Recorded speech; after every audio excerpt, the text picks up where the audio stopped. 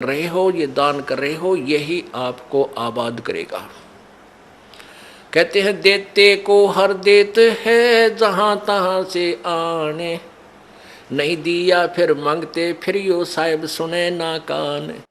जिन्होंने देखो आज एक तो इतना गरीब है, फाइनेंशियली इतनी वित्तीय हालत उसकी कमजोर है कि रिक्शा चला रहा है, एक ऐसा है मजदूरी कर रहा है, एक रिक्शा चला रहा है, एक उसके अंदर विराजमान है, बैठा है, दोनों ही मनुष्य। तो पुण्यात्माओं, एक गाड़ी चला रहा है ड्राइवर, एक मालिक उसमें बैठा है और गाड़ी भी मालिक की है। तो इतना भेद यूं क्यों हो गया? क्योंकि पिछले जन्म जन्मांतरों की जैसी भी जिनकी भक्ति शक्ति है, जितना भी जिन्होंने पुण्य किया हुआ है, वो आज आपको ज्यों का त्यों दे रखा है। जिन्होंने पीछे कोई पुण्य किया नहीं, वो आज कंगाल है और एक एक पैसे को मांगते फिर रहे हैं। अब कोई नहीं सुना है, अब देते को हर देत है। जिन्होंने दान किया उनके ठाट ठाट कर रखे हैं। छोटा सा बच्चा बिजनेस में लग जाता है और चारों तरफ से उसके पूरी प्रोग्रेस हो जाती है, विकास होता है, क्योंकि उसने पिछले जन्म में पुण्य कर रखे, वो भगवान दे ही देगा, उसमें टोटा होने ना दे उसके। तो इस प्रकार अब आप जो दान करोगे, प्रथम तो आप इस बात से परिचित हो जाओगे कि अब जो दान करोगे उसका बेनिफिट केवल अगले जन्म में लेने की चाह मत रखना। आप जो भी पुण्य करोगे या भक्ति करोगे, अपना जन्म मृत्यु का रोग कटाने के लिए ही करना। फिर रही बात आपको यहाँ की सुविधाएं, ये तो अपने आप मिलेंगी। ये भक्ति का जो बाई प्रोडक्ट है, यहाँ की सुविधा तो आपको फ्री ऑफ कॉस्ट देगा। ये भक्ति की विधि ऐसी है, ये भक्ति का वो यथार्थ वे है, पूजा का साधन है, जिससे आपको यहाँ की सुविधाएं तो अपने आप मिलेंगी, मांगने की आवश्यकता नहीं पड़ेगी आपको। जैसे गेहूं बीज दिया किसान ने, अब किसान का प्रथम उद्देश्य है कि भाई गेहूं हो, मेरा बालक मेरा परिवार भूखा ना मरे, हम जीवित रहें, अन्न को खाएं। और उसके साथ फिर भूसा और बन गया, वो तूड़ा बन गया, तूड़ा जिसको चारा बोलते हैं पशुओं का, वो तो पहले बना। उसका उद्देश्य केवल ये था कि मुझे गेहूं मिले। यहाँ भी आप देखते हो कि कई लोग ऐसे हैं पैसे वाले, इतना उनका बड़ा फार्म होते हैं, इन क्रेनों से कटवा डालते हैं गेहूं की बाली बाली निकाल लेते हैं और नीचे वो तूड़ा चारा काट कूट देते हैं, अंदर ही पड़ा रहता है। उनका उद्देश्य गेहूं बीजना ही था। और वो जो तूड़ा है, वो चारा, वो फ्री में होता है, वो अवश्य ही होगा। तो आप यहाँ संसारिक जो आपके ये कार कोठी और धन सुविधाएं आवश्यकता, ये तो तूड़ा समझो इस भक्ति का, ये चारा आपको आप पे मिलेगा। और असली धन है मोक्ष। जो बाली है वो गेहूं समझो मोक्ष है। हमारा उद्देश्य मोक्ष प्राप्ति रहना चाहिए, ना कि वो चारा ही प्राप्त करना। अगर चारा उद्देश्य रहेगा तो आप परिपक्व नहीं होने दोगे उस फसल को, गेहूं को, और कच्चे कोई पशुओं को डालकर आप भूखे मर जाओगे, कंगाल हो जाओगे। इसलिए हमने इस प्रोसीजर को पूरी तरह समझना है, और वो समझाने के लिए आपको यहाँ बुलाया जाता है। अब बताओ, हमने आपको यहाँ बुलाकर क्या क्या कराना है? कोई काम नहीं, कोई सेवा नहीं। सेवा तो हम आपको तैयार करें पावा सारी, बच्चे लग रहे हैं यहाँ, पुण्यात्मा जिनको पता लग रहा है कि ये सब अपने भाई हैं, सतलोक के वासी हैं। अब ये भूल भटक गए, यहाँ काल के जाल में फंसे हुए हैं, और इनकी जितनी हम सेवा करेंगे, ये मालिक के बच्चे हैं, परमात्मा लाभ देगा सेवा करने वालों को। और आपकी फिर यहाँ ऑपरेशन होगा मोतियाबिंद का। तुम कहाँ फंसे हुए हो, क्या करना था, यहाँ आए किस लिए थे, तुम कर क्या रहे हो? कोटि जन्म तन भर मत होगे, कुछ ना हाथ लग्या रे, कुकर शुकर खरबा बोरे, कौआ हंस बुगारे। करोड़ों जन्म हो गए तो आप जी ने यही कर्म करते हैं ना, अभी तक कुछ भी पल्ला ना पड़ा। आज कोई फैक्ट्री मालिक है, मृत्यु हो जा, कल गधा बन गया, ओ तेरे की। फिर कभी मनुष्य जीवन मिला, फिर कोई पुण्य किया, फिर फिर मनुष्य जीवन मिला जब वो उसको फैक्ट्री मालिक बना देगा, और फिर मृत्यु। इस जन्म मृत्यु के रूपी रोग से मुक्त होने के लिए आप जी ने इस ज्ञान को समझकर इस भक्ति मार्ग को उसी उद्देश्य से ग्रहण करना चाहिए जो इसका मूल उद्देश्य है। देते को हर देत है जहां तहां से आन, ना दिया वो मांगते फिरियो साहेब सुने नहीं कान। अपने आत्माओं आप कथा सुना करते थे कि द्रौपदी को नंगा करने लगे, उसका चीर उतारना चाहते थे और उसका चीर नहीं उतरा, उसको नी वस्त्र नहीं कर सके। उसके पास कौन सा जादू था, वो भी तो एक इंसान थी।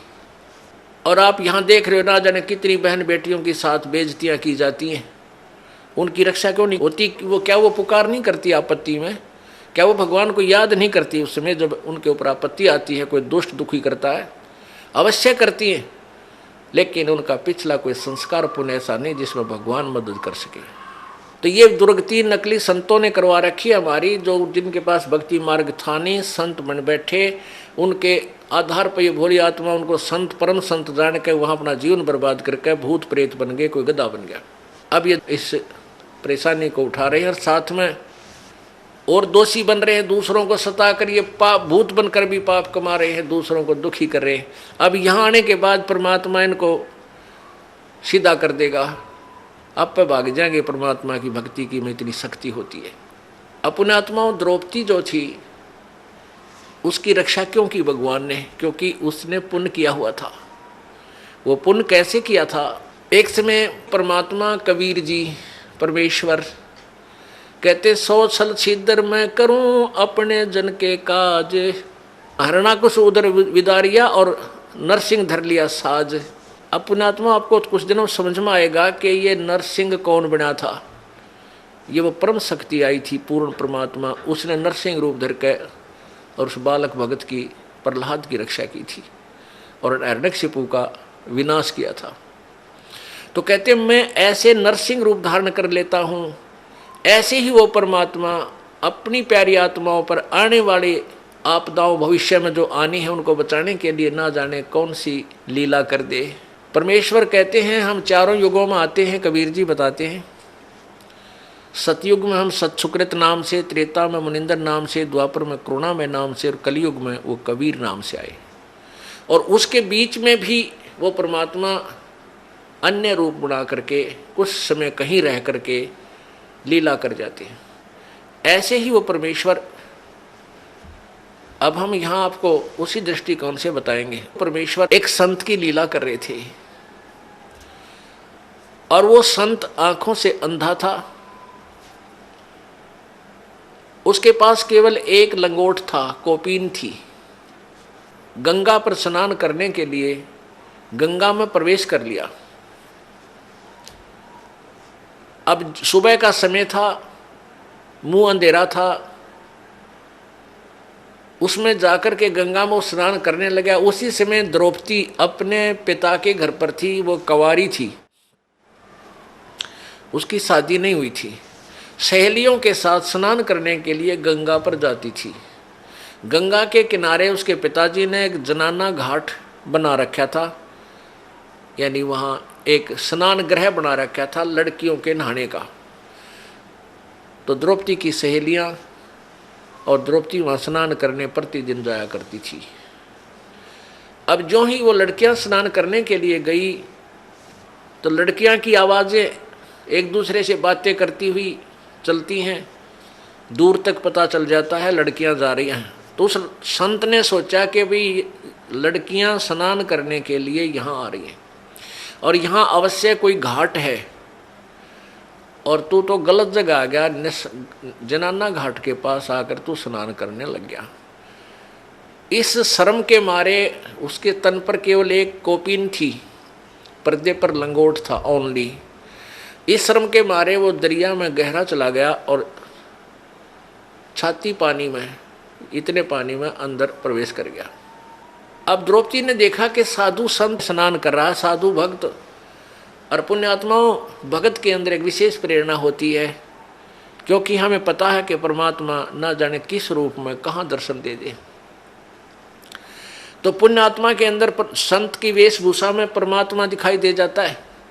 वो सोच लेता है साधु है, भक्त है, भगवान की चर्चा करता है, इसके पास बैठ कर कुछ देर भगवान की चर्चा करेंगे। तो द्रौपदी ने इस दृष्टिकोण से देखा कि साधु मिल गया सुबह सुबह और इससे भगवान की चर्चा करेंगी। उसने देखा कि स्नान कर रहा है, हम भी स्नान कर लेती हैं। कहते हैं साधु दर्शन राम का मुख पर बसे सुहाग, और दर्श उन्हीं को होते हैं जिनके पूर्ण भाग।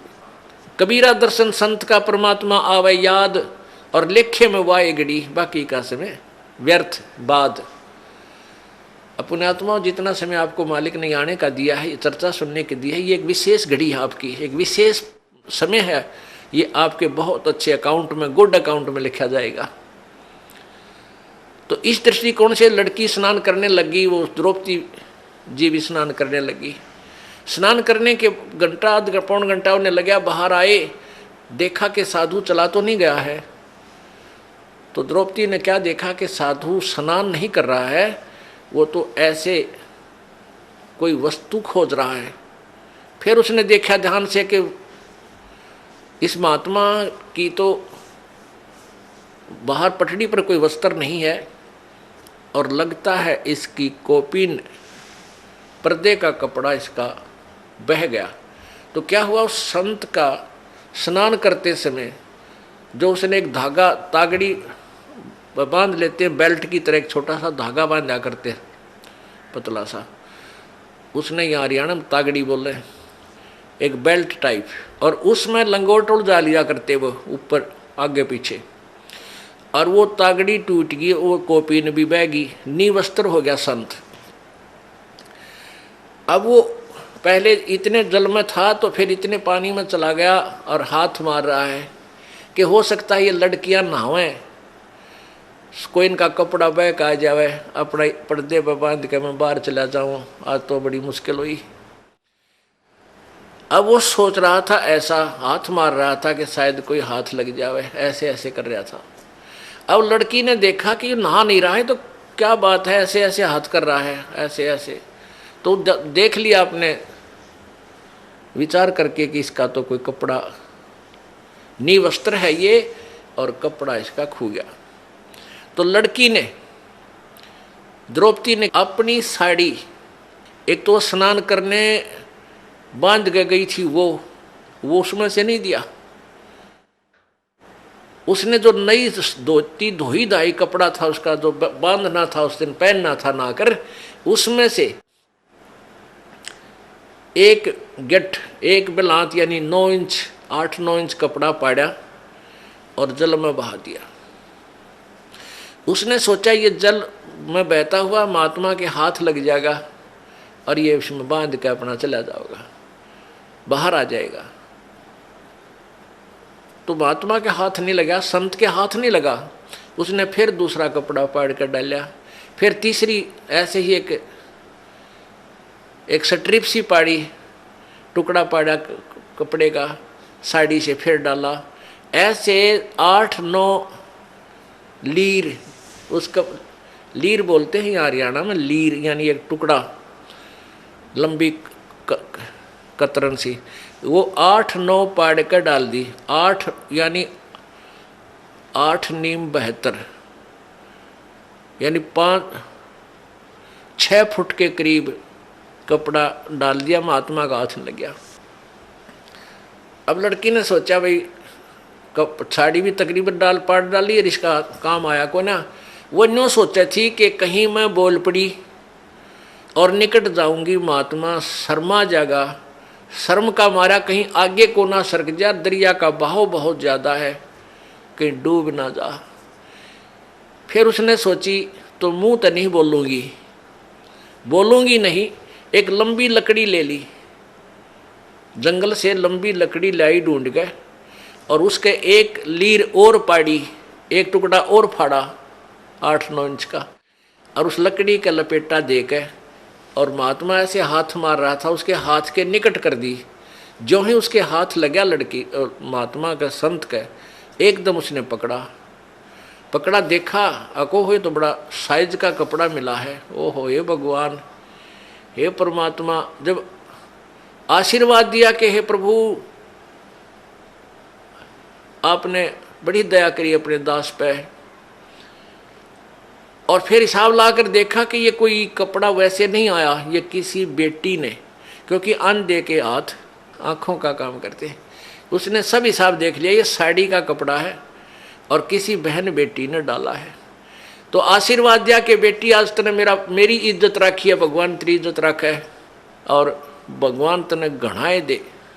अब कहते हैं संत बोले सहज स्वभाव और जो चाहे सो कर दे, सात वचन पलटे नहीं चे पलट जाओ ब्रह्मंड। अब उस आशीर्वाद दिया, हृदय से दिया। अपना आत्मा यहाँ देखो खेल, भगत कैसा होता है, लोभ करे तो ऐसा करे, लालच करे तो ऐसा करे, ये नकली लालच नहीं करे, किसी का जो है ना मिलावट कर दी, किसी का घाट तोल दिया, किसी का कुछ गड़बड़ कर दी, ये लालच माड़े हैं, ये गलत होते हैं। लोभ करे लालच करे तो ये करे कि वहाँ लड़की ने देखो, द्रौपदी राजा की लड़की थी और नौकरानियाँ और सहेली छोटे घरों की होती थी, न जाने कितनी उनके साथ थी। और वो एक बांदी को कहती कि तू अपनी साड़ी में तो फाड़ के टुकड़ा डाल दे, तो वो तुरंत डाल देती। पता था कि राजा की लड़की मुझे इससे भी सुंदर साड़ी लाकर नई दे देगी, और राजा की लड़की का आदेश मोड़े कौन नहीं, उसको उल्लंघन नहीं हो सकता। लेकिन वहाँ उसने देखा कि यदि मैं अपनी साड़ी आज मैं दान करूँगी मुझे मिलेगा, और बांदी करेगी तो बांदी को मिलेगा, इतनी गलती मैं क्यों करूँ, अपनी मजदूरी इसको दूँ।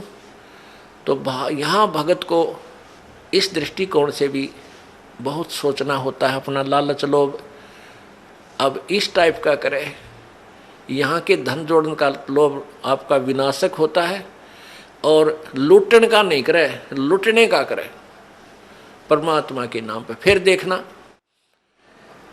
अब वहाँ तो वो अपने घर चलेगी, संत चले गए, द्रौपदी का ब्याह हो गया। विवाह होने के बाद फिर राजा युधिष्ठिर ने एक महल बनाया शीशे का।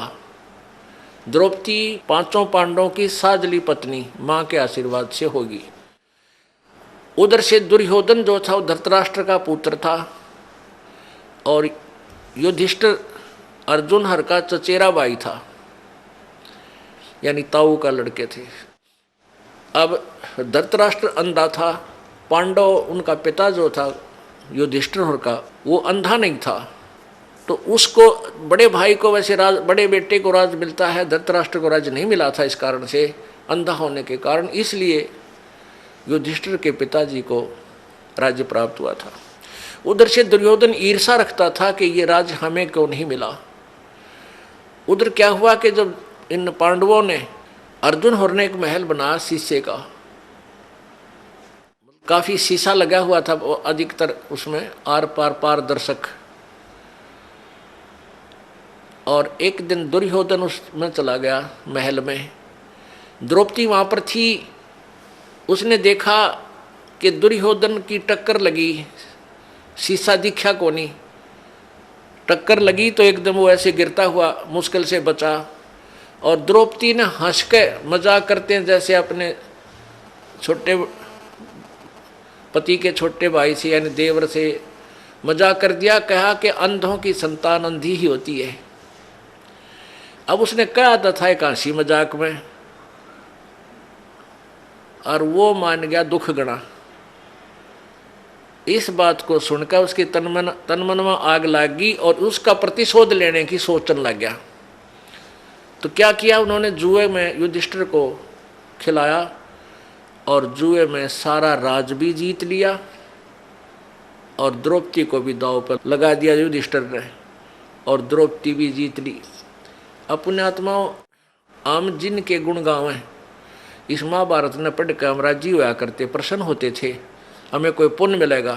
इनकी कहानी पढ़ कर देखा तो हे भगवान, बता ऐसा भी कोई निकम्मा होगा अपनी पत्नी ने जुए पर ला दे। इनके सारे इतिहास इतने बेकार, और हम इन न पढ़ा करते, इनसे हम क्या शिक्षा लेते। आगे देखना क्या होगा इनका, इस कथा के अंदर आपको बहुत निष्कर्ष मिलेगा। अब उधर से एक नौकरानी भागी आई दौड़ी दौड़ी। दुर्योधन ने कहा कि जाओ लाओ उस अर्जुन की पत्नी को यहाँ बैठाओ, मेरी जांग पे लाके नंगी करके। देख कितनी बेहुदी बात, और भरी सभा में। अब ये बात सुनकर वह नौकरानी भागी आई कि किसके पास, द्रौपदी के पास, और कहा द्रौपदी आज तो बात बिगड़ गई, आपको जुए में जीत लिया कौरवों ने और आपको वहां पर नंगा करेंगे।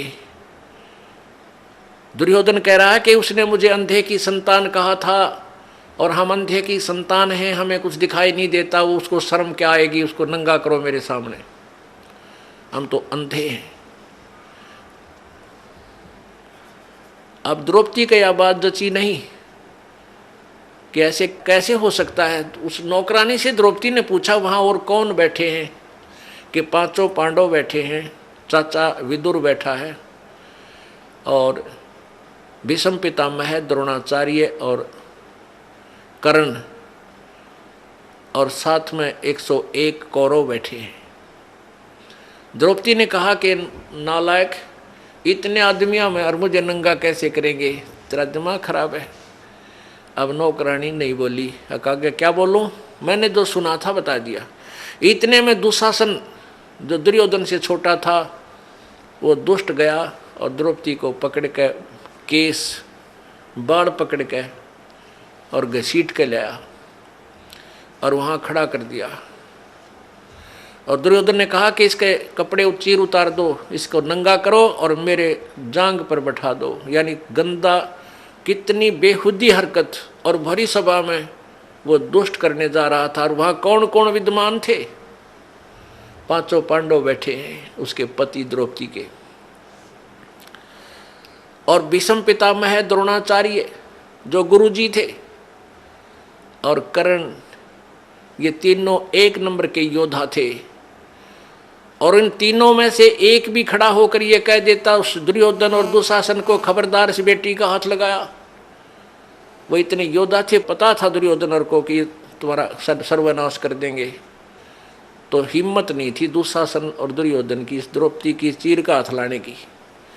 लेकिन उस दुर्योधन के मलिन अन्न को खाकर उनकी भीष्म पितामह द्रोणाचार्य और कर्ण की भी आत्मा मलिन होगी, उनके अंदर भी गंदापन छा गया।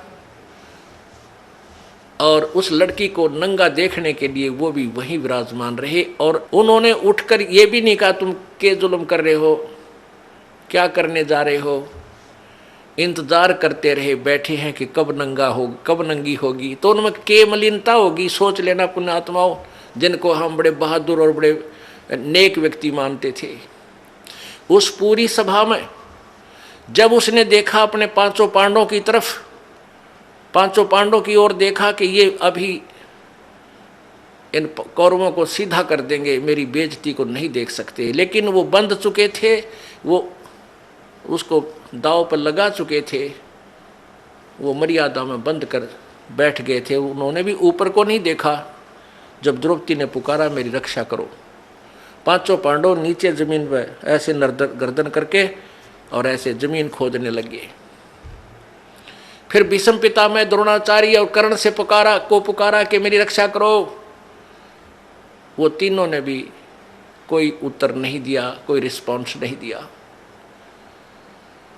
केवल एक विदुर था जो भक्ति बीज था, जो एक पुण्य आत्मा था, वो खड़ा हुआ और दुशासन से कहा कि दुशासन, अरे दुर्योधन, तुम किसकी बेइज्जती कर रहे हो, अपने ही परिवार की। अरे पांडवों की बहू और कौरवों की बहू में क्या अंतर है, दुनिया के कहेगी, अपनी इज्जत आप पे उतार रहे हो, तुमने कुछ शर्म आनी चाहिए, कुछ लज्जा करो। तो दुर्योधन ने कहा दुशासन, इसका दर्दे दो दड़ाक, यो तो भाई सदा पांडवों की तरफ बोलता है, ये चाचा नहीं दुश्मन है, ये इन्हीं का चमचा है, इन्हीं की ओर बोलता है। अब दुशासन ने अपने चाचा के थप्पड़ मारा और कहा कि तू तो इन्हीं की ओर बोलता हमेशा, हमारा तूने कभी पक्ष नहीं लिया, तो विदुर जी वहाँ से उठकर चल पड़े।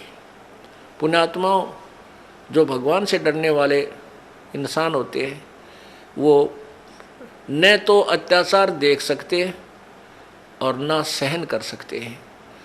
अब उसने देखा कि यहाँ तेरी बात नहीं चली, कहनी थी वह कह दी। पंचायत में जो पुण्यात्मा भगवान से डरने वाले हों उन पंचायतियों ने स्पष्ट बात कह देनी चाहिए, इसको मानना चाहिए मत मानना, नहीं तो वो दोषी हो जाते हैं।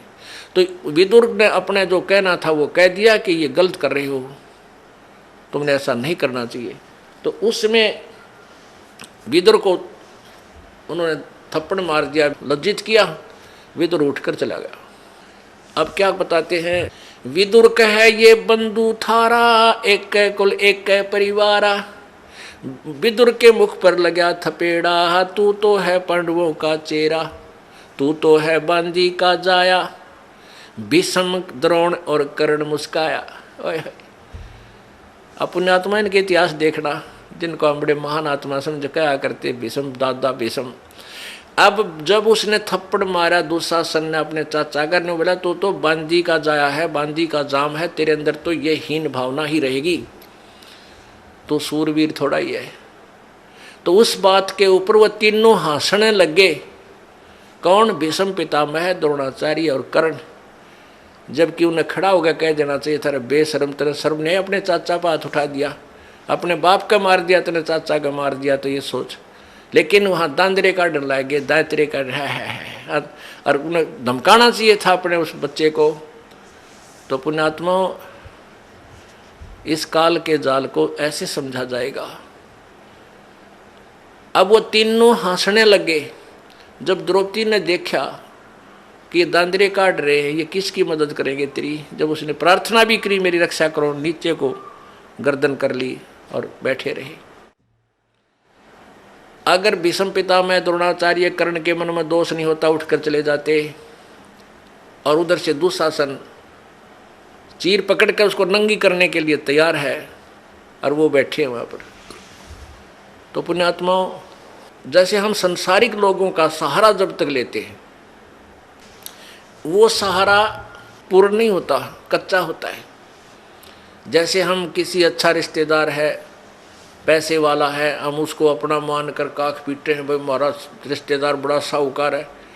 उस साहूकार रिश्तेदार पर 20,000 रुपये ले आओ एक बार उधारे, और वो दो वर्ष मत देना, और फिर जाना उससे मांगने, जा अपने चाह न भी टोक लेते हैं, नुका पैसे दे मेरे पहले वाले। अब वहीं पता लग लेगा कि और उधारे दिए हैं वो तो, और ऐसा इतना जता देगा, उठाया जाना रखा जा। और दूसरे मान लिया आप किसी मंत्री, मुख्यमंत्री, प्रधानमंत्री की आड़ में, अन्यों सोच लो हम तो बहुत कुछ प्राप्त कर लिया, कल ना उसकी टिकट कट जाए, मृत्यु हो जा, या वो पद पर ना रहे, फिर क्या, ये सहारा कहाँ गया। तो हमने वो एक ही सहारा चाहिए जो मालिक का स्थायी है, जो कभी हमारा साथ नहीं छोड़ सकता। तो जब तक हम संसारिक लोगों का आश्रय तकते हैं तो परमात्मा मदद नहीं करता, साइलेंट रहता है भगत के लिए। वैसे तो जो अपना किया है वो कर्म भोग ही रहा है। जब द्रौपदी ने देख लिया भाई ना तो ये पांचों पांडव शीश ऊपर न कर रहे, क्योंकि ये बंध गए, इन्होंने जिता दिया मेरे को, अब ये मर्यादा में बंध गए। और भीष्म पितामह, द्रोणाचार्य और कर्ण, ये इसका रोटी खा के इस दुष्ट की ये बंध गए, अब किस तो पुकार करूं। तब उसने जब इंसान का संसारिक सहारा समाप्त हो जाता है, जब भगवान याद करता है, परमात्मा अब तो तू ही है मेरा। अरे भले आदमी, पहले भी यही था, तेरा भूल थी, तुम इनको अपना मान रहा था जो तेरे नहीं थे। ये स्थायी सहारा नहीं था जिनको तूने अपना जो है सहारा माना था। तो जब उसने पुकार करी है परमात्मा, जब देख लिया कोई रक्षा करनी नहीं, तेरी बेइज्जती होगी, जुल्म हो गया, तो इतना मनंगी होगी। अब बेटी ने यह सबसे बड़ी चिंता होती है, सबसे बड़ा दुख है इसकी जीवन का। तो एकदम उसने हृदय से पुकारा, आत्मा रोई। पुण्यात्मा रोते सभी हैं आपत्ति में, लेकिन क्या होता है कि यहाँ आत्मा की पुकार परमात्मा पूर्ण ब्रह्म सुनता है, मन की बकवाद नहीं सुनता। मन तो पता नहीं क्या क्या मांगा, कदे गाड़ी मांगे, कदे कार, कदे रेल मांग ले, इसका नहीं मेरा के मांगे, और आत्मा मांगेगी आपत्ति में खास चीज जो जरूरत होगी उसकी, तो आत्मा के साथ देता है। तो जो ही उसकी आत्मा की पुकार, और यहाँ एक धर्मराज बना रखा है ज्योति निरंजन ने, और उस धर्मराज के पास न्यायाधीश के उसमें कंप्यूटर में यानी सबके पुण्य डिपॉजिट होते हैं, जिसका जैसा पुण्य बना है शुभ कर्म। तो जो ही उस भक्त आत्मा ने पुकार की, तो उसी समय द्रौपदी की जो पुकार थी वो धर्मराज के दरबार में गई, और वहाँ एकदम वही कंप्यूटर की वो फाइल खुल गई द्रौपदी वाले प्राणी की, जीव की। तो धर्मराज ने देखा भाई आपत्ति आई है इस आत्मा पर देखो इसका कोई मदद बन सकती है कि नहीं। उसने जो ही उस कंप्यूटर में देखा तो एक संत, परम संत को इसने बगैर किसी डिमांड के, नी इच्छा के, एक इम्पोर्टेंट दान कर रखा है, पूरी साड़ी की साड़ी दान कर रखी है, और संत ने उसके प्रतिफल में एक आशीर्वाद दिया है, और इसके प्रतिफल में मैं इसका खूब मदद कर सकता हूं। तो वहां से वो बटन ऑन कर देता है। तो क्या होता है कि यहाँ 500 पांडवों के जो आध्यात्मिक गुरु थे वह श्री कृष्ण जी थे। पुण्यात्माओं, जैसे भी जिस भी इष्ट की जिसने भक्ति करनी है उसका गुरु अवश्य होना चाहिए, तभी उसको कुछ राहत ईश्वरीय एक्स्ट्रा ऐड मिलती है। तो उधर से वो धर्मराज के दरबार से, और वो जो पुण्य था वो आया श्री कृष्ण जी के अंतःकरण में, उसके कंप्यूटर में टक्कर मारी आकर एकदम। और ये सब लीला पूर्ण ब्रह्म करवाता है, कबीर भगवान करता है। उसमें श्री कृष्ण जी अपनी पत्नी रुक्मणी के साथ अपने महल में शतरंज खेल रहा था। अब इस बात को समझना पुण्यात्माओं, क्योंकि आध्यात्मिक ज्ञान है, बड़ी गहराई से सोचना पड़ेगा आपने कि हम किसको कर्ता मान रहे थे, वास्तव में करता है कौन। तो जब वो रुक्मणी के साथ वो खेल रहा था शतरंज, तो उसमें पासे डालते हैं ऐसे, और पासे डालते डालते कोई शब्द बोलते हैं, कच्चे 11 पक्के 12 पौ 12, या जैसा भी कोई ऐसा बोलते, ले ऐसे बोलता हूँ मैं, ऐसे मांगता हूँ। वो मिलते क्या हैं ओड़े सोड़े, वो बाद की बात है। तो जो ही श्री कृष्ण जी ने पासे डाले, उधर से वो कंप्यूटर धर्मराज के दरबार से कंप्यूटर से रिफ्लेक्स होकर के वो पुण्य आया श्री कृष्ण जी के पास, और एकदम श्री कृष्ण उसमें पावर आई, एकदम श्री कृष्ण जी का हाथ ऐसे आकड़ गया। पौ 12 नहीं बोला, कच्चे 12 18 नहीं बोला, हाथ ऐसे करके कहने लगा अनंत। जैसे किसी में प्रेत आ जा रहे एकदम कहता कुछ रोकड़ जो रोकी करने लग गया, ऐसे उसमें ऐसी क्रिया श्री कृष्ण जी की होगी। तो रुक्मणी ने हाथ पकड़ा और हंसने लगी, कहने लगी ये अनंत क्या है, ये कहते 11 बोल के 12 बोलने थे, ये अनंत क्यों कहा। तो वहां श्री कृष्ण जी ने के अंदर वो चेतना दी काल परमात्मा ने। अब क्या बोली वो पावर जो श्री कृष्ण जी के अंदर आई थी, रुक्मणी कर पकड़ा मुस्काई, हाथ पकड़ के हंसन लगी, और अनंत कहा, मोकू समझाई, यो अनंत क्यों कहा तने मुझे समझा। अब कहते हैं दुशासन ने द्रौपदी पकड़ी और हमारी भक्ति सकल में सिकरी, जय हमारी भक्त पिछोड़ी होई तो हमारा नाम न लेवे कोई। तंदे ही से पासा डारी, वो तो वहां खेल रहा है, फिर पासे खेलने लग गया इतना कह के। तो वहां से वो शक्ति, वहां से जैसे अब यहाँ कंप्यूटर आजकल जो चल पड़े हैं, इनसे बहुत कुछ राहत हमें आध्यात्मिक ज्ञान सुनने में मिलती है। जैसे कंप्यूटर लिखने वाले क्या करते हैं, एक पॉइंट से लेते हैं, फिर उससे आगे उसका लेखन कार्य उसी से करते हैं, कितना कर लो जाए। तो ऐसे वहाँ से वो शक्ति, फिर वो परमात्मा सूक्ष्म रूप धार के कबीर भगवान गुरु मर्यादा को रखते हुए वो पूर्ण ब्रह्म सूक्ष्म रूप धारण करके और श्री कृष्ण रूप बना के द्रौपदी के शीश के ऊपर आकर विराजमान हो गया। बाहर पीछे से ऐसे कर दिया, आशीर्वाद दिया पीछे खड़ा होकर के, किसी को नहीं दिखाई दे रहा। कहते हैं तंदे ही से पासा डारी, पहुंचे सूक्ष्म रूप मुरारी, खेचत खेचत खेच कसीसा, सिर पर बैठे हैं जगदीशा। द्रौपद सुता को दीने लीर, ताके अंत बढ़ाए चीर। उस अंधे को कोपिन दी थी। द्रौपद सुता को दीने लीर, एक टुकड़ा दिया था साड़ी का, और जाके अंत बढ़ाए चीर। अब खेचत खेचत खेच कसीसा, सिर पर बैठे हैं जगदीशा। द्रौपद सुता के चीर बढ़ाए, शंख असंख हो पार नहीं पाए। अब दुशासन ने खूब जोर लगा लिया, अपनी तरफ से खींच खींच कर ढेर लाग गया वहां साड़ी का, अंत नहीं आया। दुशासन इतना तगड़ा बताते हैं कि कई हजार हाथियों की ताकत, इतना जैसे आजकल हॉर्स पावर से बिजली की ताकत नापते हैं ना, उसमें आदमियों की ताकत एलिफेंट पावर से नापा करते हैं। तो 1000 एलिफेंट पावर का था वो दुशासन। और द्रौपदी एक कोमल सी बेटी, भक्ति की शक्ति के सामने वो राक्षस फीका पड़ गया। उस कोमल कमल के फूल जैसी उस लड़की का वो पत्ता भी नहीं तोड़ सका, यानी उसका कुछ नहीं बिगाड़ सका। तो जिन्होंने प्रभु का आश्रय लिया है विधिवत, तो उनको कहते हैं देते को हर देत है। जहां तहां से आन और ना दिया वह मांगते फिरी हो, फिर परमात्मा सुने नहीं कहा। तो पुण्यात्माओं, अब जैसा भी आप पुण्य धर्म करते हो वो आपके गुड अकाउंट में लिखा जाता है। जब तक आप परम संत पूर्ण परमात्मा की शरण में नहीं आते, तब तक आपके जो पुण्य डिपॉजिट भी होते हैं वो भी काल यहीं बर्बाद करवा देता है। आज जैसे द्रौपदी के ऊपर यह तो आपत्ति टल गई, और फिर केवरानवटी हुई, हिमालय में जाकर गड़ गए, राज्य भी गया, कुछ नहीं रहा, फिर नरक में डाल दिए गए। अब हमने यहां केवल इतना ही लेना है कि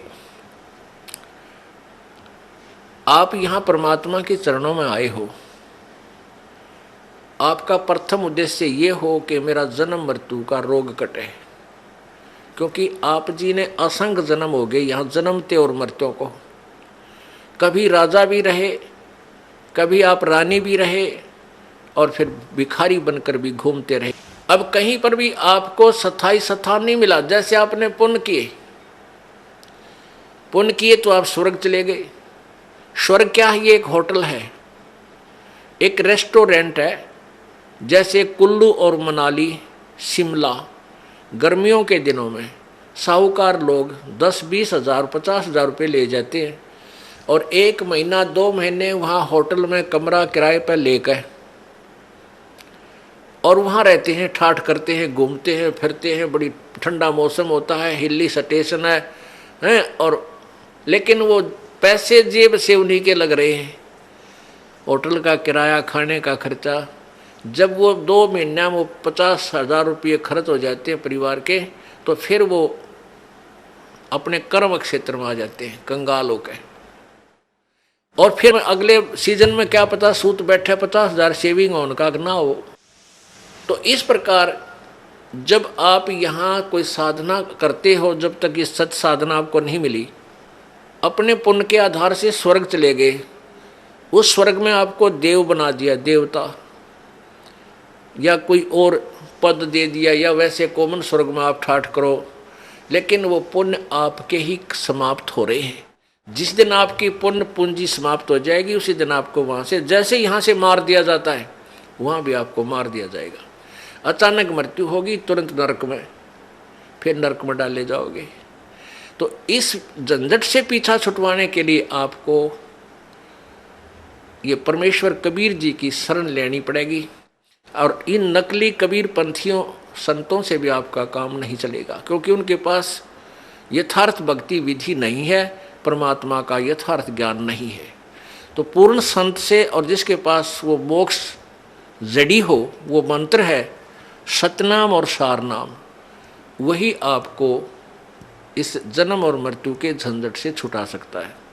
तो वो जड़ी इस दास को परमात्मा ने दे रखी है, आप अब शिक्षित समाज है, पढ़ा लिखा एजुकेटेड जो है ना पूरा समाज हो गया है बहन बेटी भाई।